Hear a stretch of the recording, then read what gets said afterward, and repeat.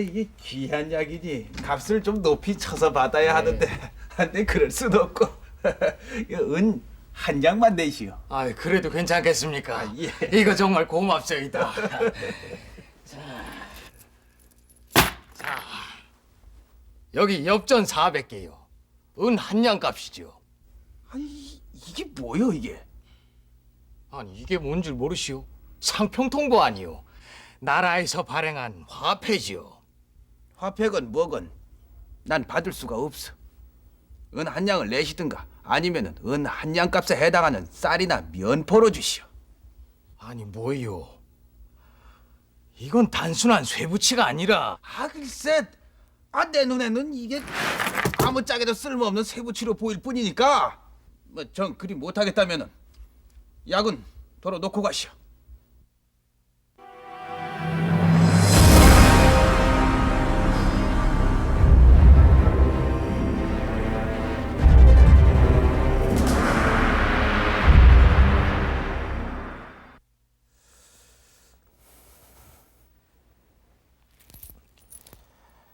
돈이 이렇게 쇠붙이 취급을 받았던 적도 있었군요. 이렇게 아무런 쓸모도 없는 쇠붙이 모양 내동쟁이 쳐져 있는 이 돈꾸러미는 바로 조선시대 동전인 상평통보입니다. 상평통보 하면 조선시대에 만들어진 법화로서 조선시대 말까지 널리 유통되던 아주 유일한 화폐였습니다. 그래서 조선시대 화폐 하면 상평통보를 생각할 정도입니다. 그런데 이 상평통보가 처음 만들어졌을 때에는 화폐로서 인정을 받지 못했던 것입니다. 왜 그랬을까요?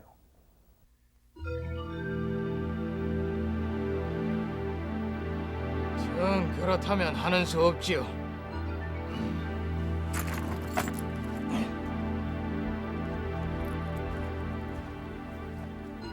아니 근데 왜 엽전 받기를 꺼리시나요? 저 화폐라는 것이 쌀이나 면포처럼 어디 먹을 수가 있어, 입을 수가 있어.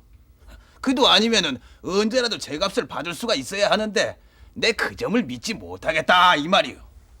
아니 나라에서 발행을 한 화폐인데 믿을 수 없다는 그런 얘기인가요? 아니 화폐는 늘 나라에서 만들었지 어디 다른 데서 만들었어? 내가 한 20여 년 전에도 나라에서 발행한 화폐가 하루아침에 쇠붙이가 되는 것을 경험한 적이 있어. 이 화폐라는 것이 몇 년 동안은 잘 쓰이는 듯 하다가도 어느 날 갑자기 쓰질 않으니 이걸 어떻게 믿고 받을 수가 있겠어? 그러니까 상평통보 이전에도 화폐가 있었는데 그것이 무용지물이 됐다 이 말씀이세요? 그렇소.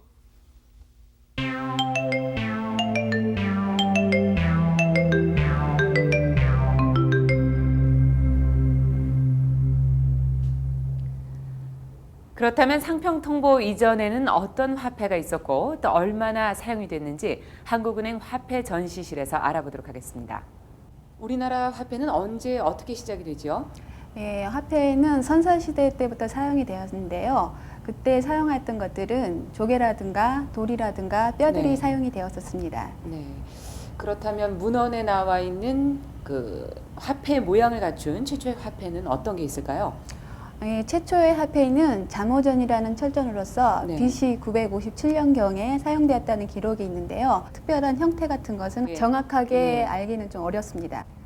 여기 있는 이 건원중보가 본격적인 화폐의 시작인가요? 예, 그렇습니다. 예, 좀 보여주세요.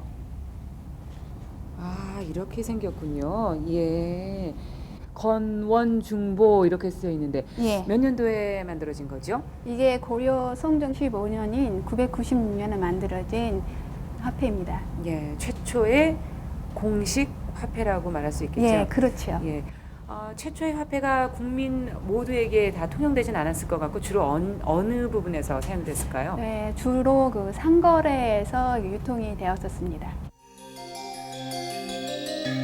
이소은병은 고려 말인 1331년에 발행되었으나 은의 부족으로 인해 위조품이 남발함으로써 화폐로서 그 기능을 잃고 말았습니다. 이후에는 어떤 화폐들이 사용이 됐나요? 예, 소은병 이후에 해동통보랑 해동중보 이런 것들이 사용이 되다가 예. 우리나라 최초의 지폐인 저하가 1402년 즉 태종 2년에 처음으로 발행되어 사용되었습니다. 고액 화폐인 저화가 화폐로서의 기능을 발휘하지 못하자 세종 5년인 1423년에 조선통보가 발행됩니다. 그러면 조선통보는 얼마나 사용이 되었나요?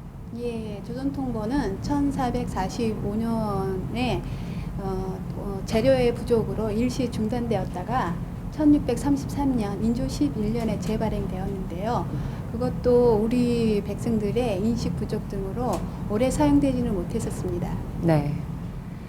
이렇게 보신 것처럼 상평통보 이전에도 많은 화폐가 사용이 됐습니다.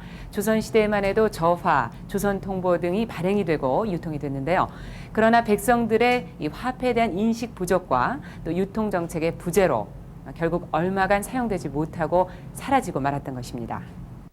문제는 바로 백성들이 돈의 가치를 믿지 못한 데 있었습니다. 상평통보가 발행된 것이 숙종 4년인 1678년.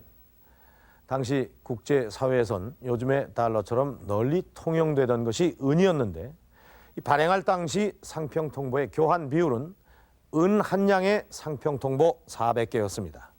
그런데 이 환율이 잘 보장되지 않는 경우가 많았던 것입니다.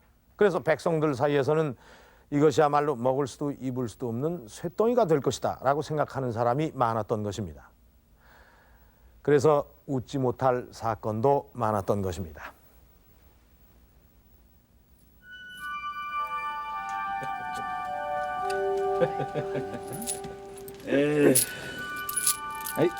자네도 월급을 상평통보로 받았나? 아 그렇다네.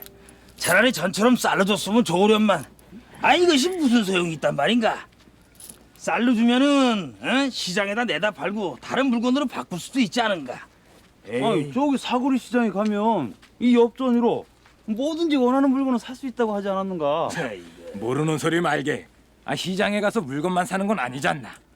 내 올품에 김진사 댁에서 쌀 한 가마니를 구웠는데 그걸 이 상평통보로 갚으려다 아주 혼쭐이 났네.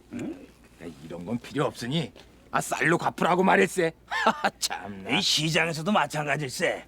관리들이 지나다니면서 감시를 하면 하는 수 없이 이 돈을 받다가도 보는 사람이 없으면 쌀이나 면포로 물건값을 달라 하니 이 상평통보로 물건 사이가 여간 까다로운 게 아닐세. 아니 분명히 이것이 무슨 쓸모가 있으니까 나라에서 만들었을 텐데. 그게 무슨 소린가? 아하, 그렇지. 아니 내가 왜 진작에 그 생각을 못했지? 나 잠깐 될 때가 있어서 먼저 가겠네. 그걸 몰랐어. 저 이보게. 이 사람아.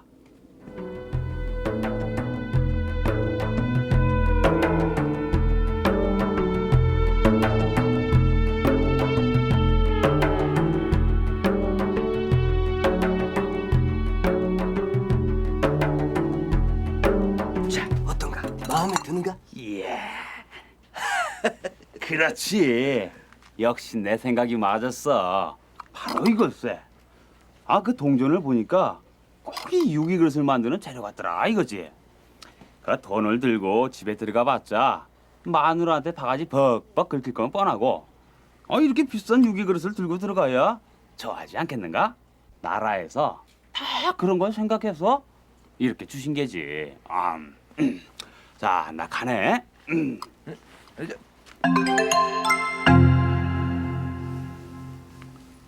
돈을 녹여서 놋그릇을 만들어 버렸군요. 이런 일들은 당시에 상당히 많았습니다.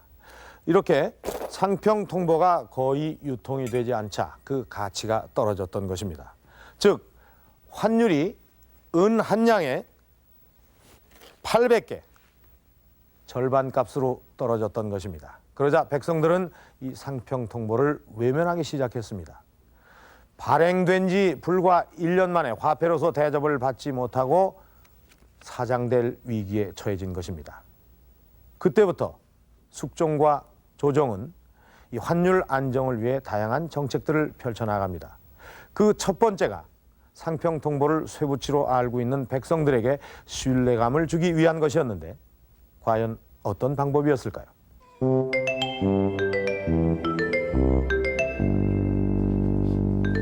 아이고 안녕들 하십니까? 어서 오시오. 요즘도 그 손님들에게 상평통보를 안 받으시오? 내 그 동전 때문에 아주 성가셔서 죽을 지경이요. 이 사람들이 굳이 그 구리 동전을 들고 와서는 나 이것밖에 없어 하고 이 통사정을 해대니 그래서 받아놓은 엽전이 있소 없소? 뭐 좀 있긴 있는데 그 왜 물으시오? 나라에서 엽전과 추포를 바꿔준다고 하니 생각이 있으면 그 가지고 있는 엽전을 이 추포와 바꾸지 않겠소? 뭐요? 슈퍼와 바꿔준다고? 당시 조정에서는 화폐의 공신력을 세우기 위해 목면 수백 동을 상평통보와 교환해주는 방식으로 약 1만 냥을 거두어 들이기로 결정했던 것이다. 무슨 생각을 그렇게 하는 게요? 싫으면 관두고. 정말 엽전과 추포를 바꿔준단 말이오? 그렇다니까 그러네. 가지고 있는 추포가 안 보이시오? 그럼 잠깐만 기다리시오. 내 가서 엽전을 다 들고 나올 테니까 잠깐만 기다리시오.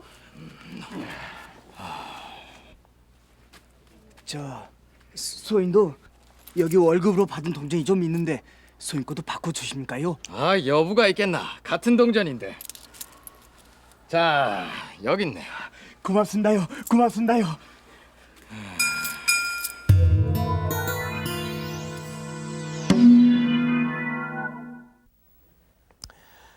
이 나라에서 귀한 포를 동전과 바꿔주자 상평통보는 다시 쓰이기 시작했고 환율은 일단 회복이 됐습니다. 그렇다면 이 상평통보가 실생활에 있어서는 당시 어느 정도의 가치가 있었던 것일까요? 상평통보의 발행을 가장 먼저 주장했고 또 통화정책을 실질적으로 주도해온 영의정 허적공과 함께 알아보도록 하겠습니다. 그럼 여기에 있는 이 몇 가지 생필품을 통해서 말씀을 드리죠. 여기에 쌀이 있는데 이 쌀은 한 섬에 5냥씩 했죠. 상평통보 500개에 해당하는 것이죠. 잠깐만요. 그러니까 쌀 한 섬이라면은 요즘으로 따지면 80kg. 그러니까 약 한 가마 정도가 되겠군요. 그러니까 20kg 한 가마에 4만 원씩 치면 16만 원. 그러니까 상평통보 한 냥이 요즘 돈으로 치자면 한 3만 원 정도 되겠군요. 그리고 여기에 있는 이 콩은 한 섬에 2냥 50전. 그러니까 쌀값의 반 정도 됐었고 이 무명이나 삼배 한 필은 보통 2냥씩 했죠. 그런데 이 관리들의 월급도 상평통보로 주었다는데 실례지만 월급은 어느 정도나 받으셨습니까? 영의정 월급이 이 쌀 2섬 8마리, 콩 한 섬 단마리였으니까 이 상평통보로 환산을 하면은 18냥 정도 되는 셈이죠. 그러면 아까 계산으로 쳐보면 우리가 한 냥에 3만 원 정도 생각을 했으니까 한 54만 원 정도 받으셨겠는데 요즘 국무총리의 월급에 비하면 상당히 적은 편이셨을 것 같습니다. 하지만 관리들에게는 농사지을 땅을 나라에서 주었기 때문에 그리 부족한 편은 아니었죠. 월급날도 정해져 있었던가요? 물론 있었죠. 이 정산품까지 당상관은 매월 25일, 당화관은 26일에 월급을 주었죠. 그랬군요. 그럼 아까 얘기로 다시 돌아가 보겠습니다. 이 면포를 상평통보와 바꾸어주기 시작하면서 이 상평통보가 잘 정착이 됐던가요? 그게 그렇게 간단히 해결될 문제였다면 얼마나 좋았겠어. 이 백성들 사이에서 돈이 널리 쓰이기 시작을 하자 이번엔 시중에 화폐가 부족해서 문제가 생기기 시작을 했어요. 이 화폐가 부족해서 생기는 현상을 전황이다 이렇게 말을 하는데 화폐가 남아 돌아도 문제지만 돈이 부족해도 유통이 되지 않는 법이죠. 저도 요즘 들어서 알게 됐습니다만 그러니까 화폐가 부족해서 값어치가 높아지면서 이 화폐를 사재기하는 그런 일들이 생기는 모양이더군요. 그렇죠.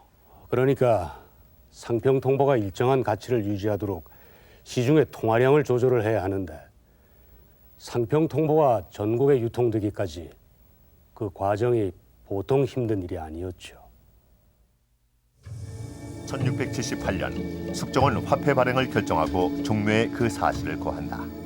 그해 4월 1일 재정 담당 부처인 호조와 곡식수급을 담당하는 상평청 그리고 자연재해로 인한 민생 구제를 전담하던 진율청을 비롯하여 정초청, 어영청, 사복시, 훈련 도감 등을 통해 일제히 화폐 주조에 착수한다. 또한 평안도와 전라도를 비롯하여 개성, 황해, 충청, 경상, 강원 가명 등 전국의 주요 관청도 상평 통보를 만들어 사용하게 했다. 그러나 그 후 1년간은 화폐에 대한 백성들의 인식 부족과 불신으로 인해 상평 통보는 거의 유통되지 않았다. 그러자 조정은 비축해두었던 면포를 상평 통보와 교환하는 방식으로 유통되는 화폐의 일부를 거두어들이는 한편 1679년부터 호주에서만 동전을 발행하게 함으로써 시중의 통화량을 줄였다.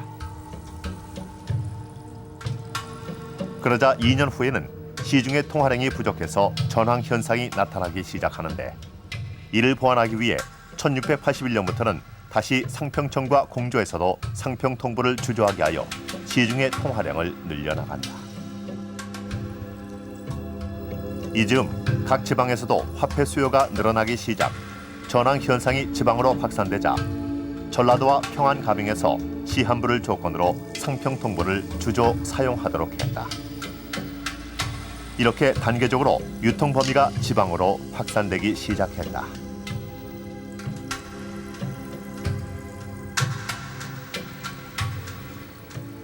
그러나 주전 관청에 대한 중앙의 감시 소홀로 화폐가 남발되고 동전의 가치가 떨어지자 1689년 조정은 상평 통보 주조를 일시 중단한다.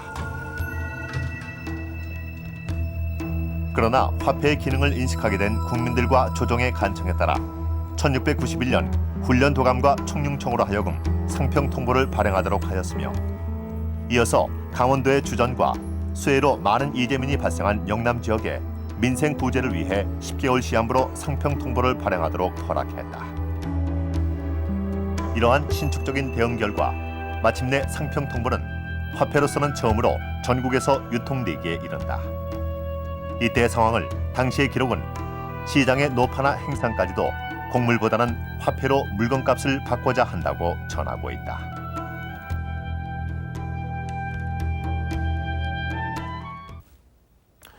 이렇게 해서 이 상평 통보가 백성들 사이에서 정착이 됐군요.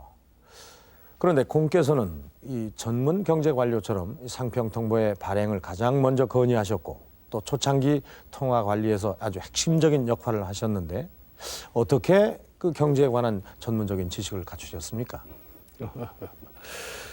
나는 원래 선생의 표현대로라면 경제관료 출신이죠. 효정조 때 나라의 재정을 담당하던 호조판서를 지냈으니까요. 그런데 이 조선의 역대 호조판서들을 보면 나는 이름 석자도 내밀지 못할 만큼 지식이 짧은 사람이에요. 아, 그럼 조선엔 다른 뛰어난 그런 경제 관리가 또 있었던 모양이죠? 아, 있는 정도가 아니죠. 이 조선은 특히 호조판서들을 기용하는데 무척 신중했고 그 중에는 탁월한 능력을 발휘한 사람들이 아주 많았으니까요.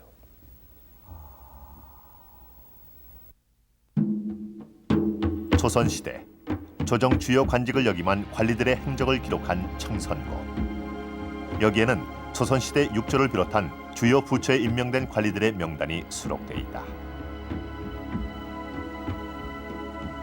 그런데 조선 초부터 숙종이 제위했던 1719년까지 약 300년 동안 이조 판서로 임명된 사람은 모두 317명, 임기는 평균 9개월이었다. 육조 판서 중에서 가장 전문성이 요구되는 병조 판서도 237명으로 평균 임기는 1년 3개월. 그런데 호조 판서의 경우 같은 기간에 재임한 관료의 수는 146명, 평균 임기는 약 2년 1개월이다. 이는 이조 판서보다는 약 2배, 병조 판서보다는 약 1.7배가 길다. 이를 역대 왕별로 비교해 보았는데 효정 10년간 임명된 이조 판서가 14명인데 반해 호조 판서는 그 절반인 7명이었고 숙종 46년간은 이조 판서가 66명인데 반해 호조 판서는 36명이었다. 호조 판서의 재임 기간이 약 2배가량 길었던 사실을 알 수 있다. 뿐만 아니라 호조 판서는 제국이 있는 자, 즉 탁월한 이제 감각이 있는 인물을 기용했는데 그 대표적인 인물이 바로 광해군과 인조대의 호조 판서를 지낸 김신국이다. 김신국은 임진왜란 직후 권율과 유성룡 등에 의해 제국이 있는 자로 조정에 천거되었고 광해군 말년인 1619년엔 호조 판서로 임명되었다. 그러나 1623년 인조 반정이 일어나고 광해군 당시 집권 세력 소부파의 한 사람이었던 호조 판서 김신국도 유배에 처해진다. 그러나 그로부터 불과 몇 개월 만에 김신국은 자신을 탄핵했던 반정 세력들에 의해 다시 평안감사에 임명되고 2년 뒤인 1625년엔 호조 판서로 재기용됐다. 이때부터 김신국은 조정의 절대적인 신임을 받으며 약 10여 년간 호조 판서로 활약했다. 특히 그는 전쟁과 재해로 피폐된 경제를 일으키기 위해 조선 통보를 발행하고 시장을 중심으로 이를 유통시키는 데 주도적인 역할을 했다. 김신국이 호조 판서로 있으면서 추진했던 경제 정책 중 가장 특징적인 것은 화폐 유통 정책이라고 보겠습니다. 그의 화폐 유통 정책은 종전의 화폐 정책과는 달리 단순한 재정 확보의 차원에 있지 않고 당시 그 사회 경제의 변화와 결부된 산업의 발달, 또 민생의 안정, 그런 것들을 이제 추구하는 데 있었다는 데 더 의미가 있다고 보겠습니다. 김신국의 화폐 유통 노력은 김육에 의해 이어졌다. 인조에게 대동법을 최초로 건의한 바 있는 김육은 고려 때부터의 화폐 유통 역사에 해박한 인물이었다. 그는 일찍이 청나라에 왕래하면서 중국의 화폐 유통 상황을 소상히 조사한 후 국내에서도 화폐를 통용해야 한다고 주장했다. 그리고 사신으로 청나라에 다녀오는 길에 자신이 준비해간 돈으로 15만 냥의 청나라 주화를 사들인 뒤 평양과 안주 등에서 시범적으로 유통시키기도 했다. 그의 이러한 화폐 유통 노력은 김신국과 마찬가지로 당시 전쟁과 자연재해로 피폐해져 있는 백성들의 생활을 안정시키는 데 그 목적이 있었다. 그는 화폐 유통을 통해 재화의 수급을 원활히 함으로써 민생을 안정시킬 수 있다고 생각하고 이를 실천에 옮겼던 탁월한 경제 관료였던 것이다.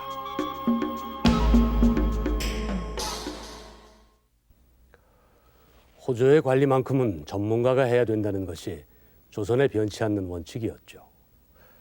그럼 우리 김신국의 예를 들어볼까요? 인조 반정 이후 광해군 때의 집권 세력은 대부분 정계에서 쫓겨났어요. 물론 김신국도 처음에는 귀향을 갔지만 인조는 곧바로 다시 그를 불러들였어요. 그 이유는 단 하나. 그는 역대에 보기 드문 경제 관료였기 때문이었죠. 그만큼 조선은 경제 관료를 전문화하고 기용하는 데 심혈을 기울였던 겁니다. 사실 경제가 안정돼야 정치가 안정되는 것이 아니겠소. 그러한 노력들이 이어져서 이 상평 통보를 정착시킬 수가 있었던 거군요. 잘 알겠습니다. 오늘 말씀 고마웠습니다. 이렇게 조선은 전문 경제 관료의 기용과 신축적인 정책 추진으로 마침내 숙종 때에 이르러 이 상평 통보를 정착시킬 수가 있었습니다. 그런데 이 요즘에도 화폐를 만드는 일은 전문적인 기술을 요하는 일인데 조선시대에는 이 동전을 어떻게 만들었을까요? 대개 한 번쯤은 본 적이 있는 조선시대 동전인 상평통보. 저도 평소에는 무심히 보아 넘겨왔는데요. 과연 상평통보는 어떻게 해서 이런 모양으로 만들어졌을까요? 그리고 또 어떤 과정을 통해서 만들어졌을까요? 지금부터 그 의문을 화폐 디자이너 한 분과 직접 풀어보도록 하겠습니다. 지금 뭘 하고 계시는 건가요? 네, 보아하니까 이거 요즘 쓰는 10,000원짜리인 것 같은데요? 예, 그렇습니다. 지금 10,000원짜리 저 디자인에 대해서 지금 좀 생각을 좀 하고 있습니다. 지금. 예, 뭐 작업을 컴퓨터로 하고 계시나 봐요? 요 지금은 화폐 디자인을 전부 컴퓨터로 하고 있습니다. 옛날에는 그 손으로 전부 했는데 요즘은 한 80%가 컴퓨터에 의해 가지고 디자인을 하고 있습니다. 네. 이 상평 통보의 모양이 그 겉이 동그란 모양으로 된 건 지금의 동전과 똑같지만 이 안에는 또 네모나게 이렇게 뚫려져 있는데 어떻게 이렇게 만들어지게 된 건가요? 예, 그래서 상평 통보 모양은 우리 동양 그 주화, 동양 네. 화폐의 대표적인 건데 그 심오한 뜻이 담겨 있습니다. 그 둥근 것은 하늘을 의미하고 네. 가운데 그 네모난 것은 땅을 의미한 겁니다. 네. 아울러서 또 상평 통보에서 찾을 수 있는 것은 우리나라 그 이조 백자처럼 우리 저 서민적이고 구수한 그런 맛이 있습니다. 아울러서 국민들은 요 화폐로 해가지고 상당한 도움을 많이 받았던 겁니다. 네. 이 상평 통보가 어떻게 만들어지는지 눈으로 좀 확인을 해봤으면 좋겠는데요. 어떻게 좀 볼 수가 있을까요?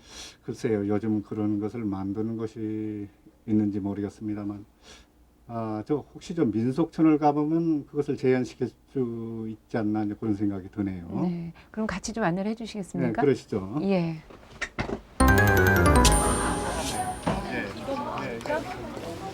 그러네요. 안녕하세요. 여기가 상평 통보 만드는 건 맞나요? 예, 맞습니다. 예, 뭐 지금 준비하시느라 한창이신 것 같은데요. 상평 통보는 몇 년 동안 만들어 오셨어요? 제가 시방 한 45년 됐습니다. 참 오래되셨네요. 예. 저희가 지금 상평 통보 만드는 법을 좀 알아보려고 하는데 그 순서를 좀 설명을 해주실 수 있겠습니까? 예, 그러시죠. 예. 이게 황동인데요. 예. 이걸 녹여서 만든 겁니다. 아, 그렇습니까? 이 황동은 뭘로 재료가 된 건가요? 구리하고 아연하고 혼합된 거예요. 한 몇 대 몇 정도 비율로? 7대 3으로 보시면 됩니다. 네, 7대 3 정도. 예. 이걸 밑에 항아리 같이 생긴 게 도관입니다. 예, 도가니에다가 여기다가 황동을 집어넣고서 네. 지금 불이 많이 예. 올라오고 있어요. 그렇죠. 이게 화덕인가요? 예. 모양이 무슨 나뭇가지 같기도 하고요. 예. 그렇죠. 예. 이게 지금 하나의 저 나무처럼 생겼지 않습니까? 예. 그래서 우리나라 지금 그 상평 통보를 보통 엽전이라고 하고 있습니다. 예. 네. 그러니까 나무의 지금 나무입니다. 그래가지고 요것이 나무의 나뭇잎, 엽. 그렇죠. 그런 예, 그래서 엽전이다. 엽전이라는 그런 말이 돈이다. 나왔습니다. 그럼 요즘 만드는 돈도 어떻게 동전도 이런 식으로 만드나요? 예. 근데 요즘 현대 주화에 있어서는 서양식이 이제 도입이 된 겁니다. 네. 그러니까 주화에는 아빈에서 찍어서 만드는 경우와 이렇게 해서 우리 옛날에 상평통보처럼 주물을 부어서 만드는 네. 두 가지 방법이 있었는데 찍어서 만드는 방법은 이제 서양에서 했던 방법이고 예.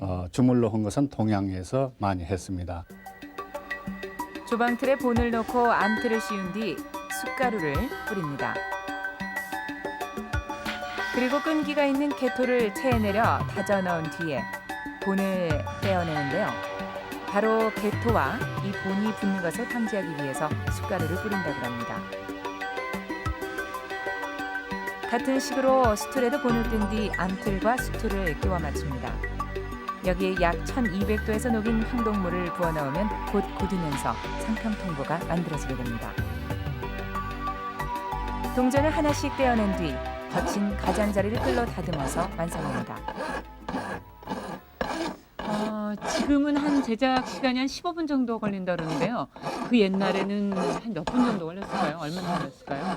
옛날에는 풀무라고 해가지고 손으로 모든 바람을 일으켜가지고 했기 때문에 상당히 좀 시간이 많이 걸렸을 겁니다. 네. 자, 다 됐습니다. 드디어 완성이 됐군요. 이것이 바로 조선시대 상평통보의 모형인데요. 지금까지 이 상평통보의 모양의 의미 그리고 제작 과정을 한번 저희가 쭉 살펴봤습니다. 주물식이라는 제작 방식이 비교적 간단하게 보일지는 모르지만은요. 우리의 조상들은 이 작은 동전 하나에도 우주에 관한 이치 그리고 나라와 백성을 구제한다는 그런 큰 뜻을 담고 있다는 것을 알 수가 있었습니다. 흔히 상평통보를 엽전이라고 부르는 이유는 바로 이 나뭇잎처럼 생긴 주전틀에서 유래가 된 것입니다. 그리고 앞에서 보셨던 것처럼 이 상평통보의 주조 과정은 비교적 단순했습니다. 그리고 전국 각처에서 주조를 하다 보니까 중앙에서 주조 과정을 관리하기가 쉽지가 않았습니다. 그러다 보니까 예기치 못한 사건들이 터지면서 이 상평통보의 환율은 또다시 위협을 받기 시작했습니다.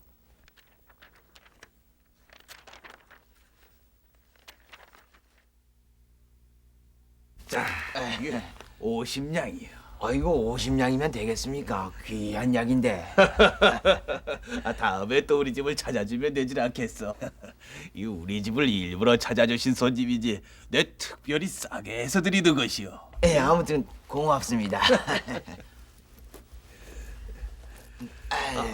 예.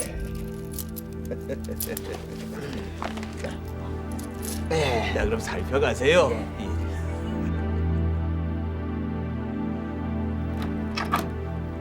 나리, 동전이 이상합니다요. 뭐가 이상하다는 게냐? 이거 좀 보십시오.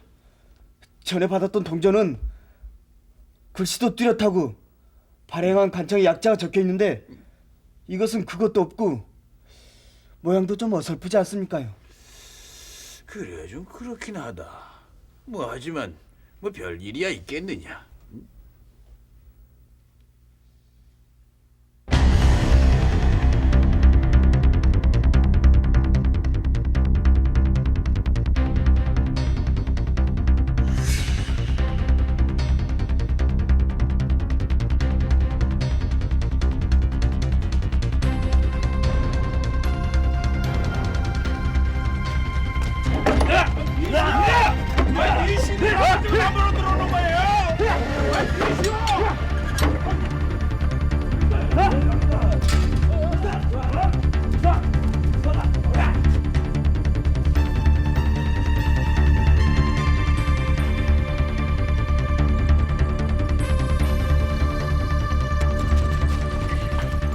야, 이놈!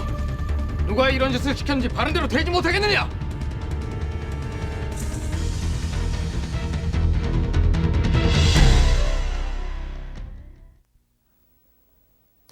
이 여자가 화폐 위조 사건의 주범입니다. 참 대담한 여잔데. 정세진 씨, 네. 실록에 이 사건에 관련된 기록이 있습니까? 네, 있습니다. 숙종 22년 3월 12일자에는 판서 이경중의 손자 며느리인 과부 박 씨가 사사로이 돈을 주저한 흔적이 있어 헌부에서 이를 처벌해야 한다고 주장해 왕이 윤허했다는 기록이 있는데요. 이 대가집 여자가 이런 일을 저질렀다는 것은 전에 없던 병고라며 개탄하고 있습니다. 당시 이런 사건이 한두 건이 아니었고 그 규모도 매우 컸습니다. 당시 각종 범죄 신문 내용을 적은 추관지에 의하면 숙종 연간에 주전서 관리들이 거액의 돈을 횡령하거나 또는 불법으로 화폐를 주조해서 유통시킨 사건이 8건이나 되는데 그중 한 사건을 보면 태연이라는 한 관리가 실제로는 43만 냥을 주조하고도 26만 냥을 주조한 것으로 보고하고 나머지 17만 냥은 개인적으로 빚을 갚거나 유용을 했다고 합니다. 17만 냥, 지금으로 치면 약 50억 원이나 되는 엄청난 금액입니다. 이렇게 불법으로 주조된 거액의 화폐가 시중에 과다하게 나돌면서 환율은 다시 곤두박질을 쳤던 것입니다. 조정에서는 화폐 경제 질서를 어지럽히는 이러한 경제 사범들에게는 사형에 처하는 등 엄하게 다스렸습니다. 하지만 이러한 위조 화폐 사건보다 당시 조정을 더욱 고심하게 했던 문제가 있었습니다. 그것은 바로 동전의 원료인 구리의 확보였던 것입니다.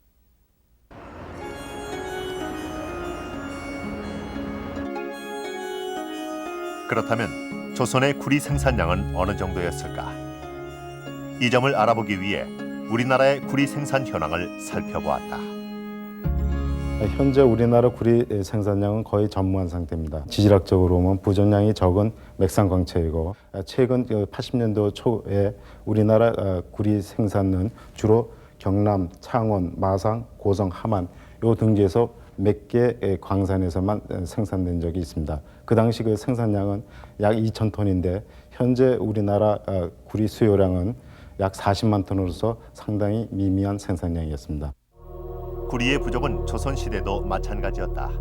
숙종대 기록을 살펴보면 상평통보 발행 1년 만인 숙종 5년에 주전 원료가 부족하여 왕실에서 비축한 구리 100근을 하사했다는 기록이 보인다. 조선시대 때 사찰이나 그리고 일반 가정에서 구리 사용량이 많은 것으로 짐작이 되는데 더군다나 상평통보 주조 시에 구리를 원료로 했기 때문에 그 당시 그 채광 기술이나 이런 거로 볼 때는 구리 원광 확보가 상당히 어려운 것으로 생각됩니다.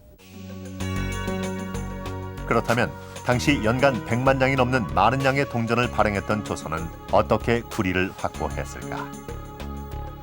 당시 일본은 세계적인 구리 생산국이었다. 비변사 등록 숙종조 19년 7월 3일자의 기록에 의하면 조선은 일본으로부터 연간 4~5만 관에 이르는 구리를 수입했다고 한다. 또한 국내의 동강을 적극적으로 개발하는 한편 국내에서의 구리 소비를 부분적으로 제한하기 위해 유기금단 3억을 제정 시행했다. 그에 따라 일반 가정에서는 더 이상 사용할 수 없는 구리 제품이 많았다. 조정은 이런 구리 제품을 사들여서 주전의 원료로 사용했다. 당시 기록에 의하면 파동, 즉 오래되어 못 쓰게 된 구리 제품까지도 7건당 은 한 장씩에 사들였다고 한다. 하지만 주전 원료인 구리의 확보는 조정의 적극적인 노력에도 불구하고 상평통보 발행에 가장 큰 장애물이었다.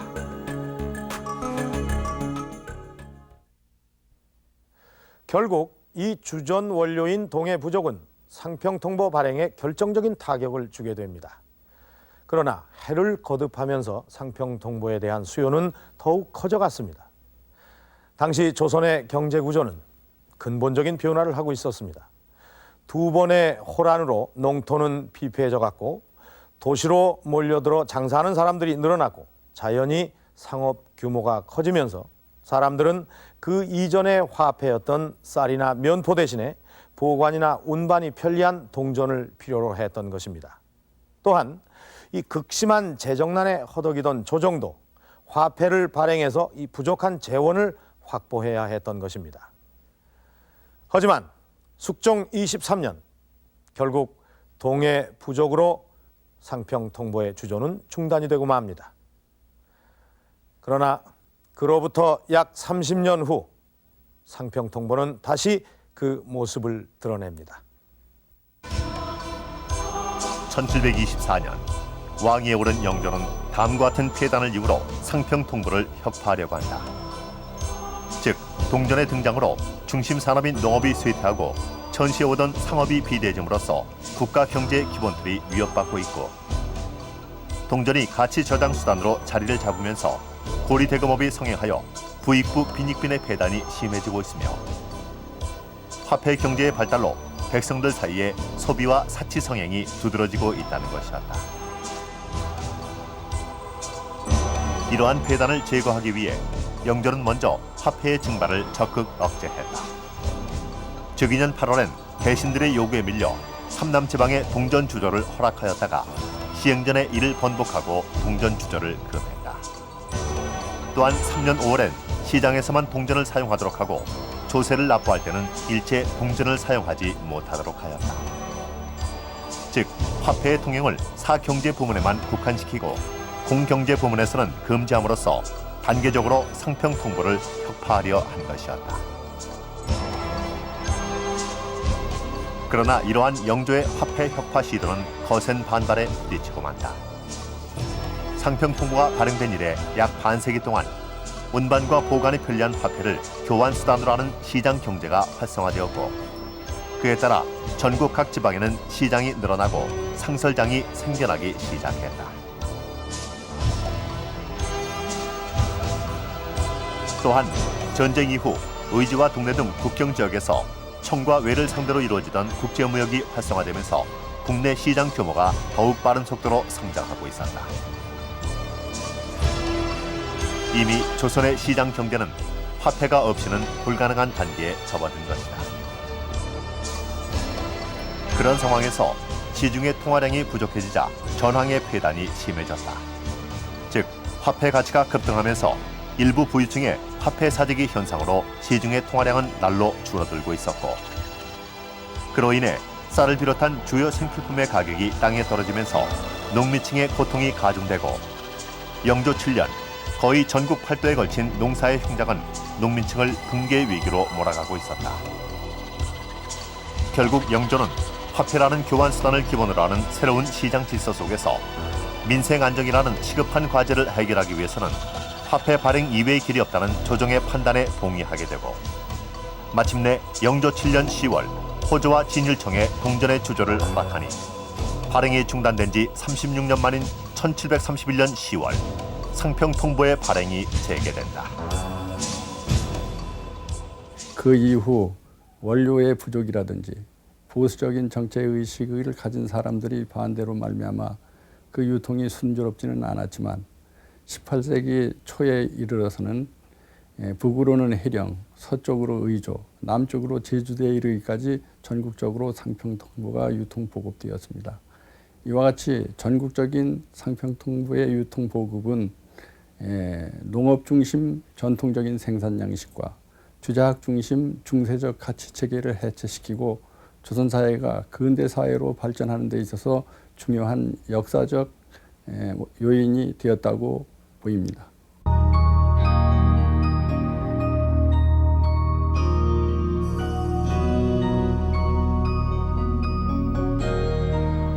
이렇게 해서 되살아난 상평통보는 그 후 200년간 조선의 대표적인 화폐로 쓰이게 됩니다.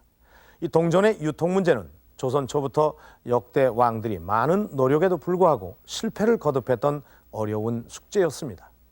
그러나 마침내 숙종 때에 이르러 전문 경제 관료의 기용과 20년간의 일관성 있는 정책 추진으로 상평통보를 정착시킴으로써 경제 형태를 근대적으로 발전시키는 한 전기를 마련했던 것입니다. 그 20년간의 일관성, 경제 위기에 처해 있는 오늘날 우리가 곰곰이 되새겨 보아야 할 또 다른 지혜일지도 모릅니다. TV 조선왕조실록 여기서 마칩니다.